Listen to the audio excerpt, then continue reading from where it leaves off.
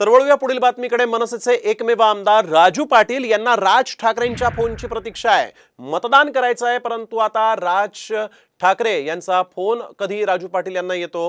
राज ठाकरे हे अमेरिकेत आहेत, त्यामुळे संपर्क होत नाहीयेत आणि राजू पाटील यांना आता मतदान करणं बाकी आहे, परंतु राज ठाकरे यांचा फोन येईल त्यानंतरच राजू पाटील हे मतदान करणार आहेत। मनसेचे एकमेव आमदार आहेत राजू पाटील।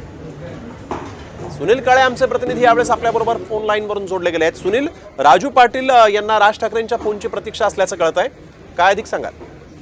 आपण बघतो की मनसेचे अध्यक्ष राज ठाकरे सध्या अमेरिका दौऱ्यावर आहेत आणि त्यांचे एकमेव आमदार राजू पाटील आहेत। त्यांना त्यांचे 2 दिवसापासून ते संपर्क करायचा प्रयत्न करत आहेत, पण राज ठाकरे यांच्याशी संपर्क होऊ शकलेला नाही। त्यामुळे आता मतदानासाठी 1 तास बाकी आहे आणि अशा परिस्थितीमध्ये त्यांच्या फोनची प्रतीक्षा कुठेतरी राजू पाटील यांना आहे आणि त्यामुळे जरी मनसे आणि भाजपची युती असली तरी सुद्धा राज ठाकरे हे मनसेचे अध्यक्ष आहे, त्यांच्या फोननुसारच मतदान केलं जाईल अशा पद्धतीचं राजू पाटील यांच्याकडून सांगण्यात येतंय। त्यामुळे त्यांच्या फोनची प्रतीक्षा आहे आणि त्यामुळे त्यांचं मतदान अजूनही बाकी आहे।